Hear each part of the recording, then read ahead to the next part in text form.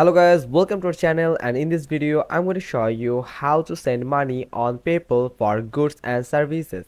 First, you have to log into your PayPal account on your PayPal mobile application. Then you will find a send or request button at the bottom middle side. You just need to click on this button. Then you just need to select the person that you want to send money from your contact list. You can search the person with their name or username or mobile number. Then after selecting that person, you just need to then you can enter the amount that you want to send. Then after entering the amount, you can click on send button, and then you will get two options from here.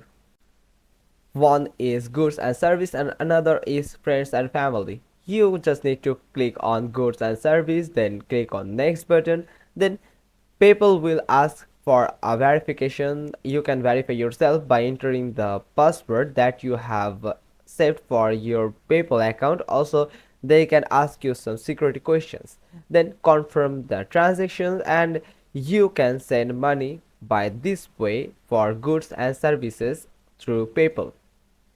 Hope you found this video helpful. If so, then give us a thumbs up. Don't forget to subscribe our channel. Click on the bell icon and we will get back to you soon with another informative video. Thanks for watching. Till next time.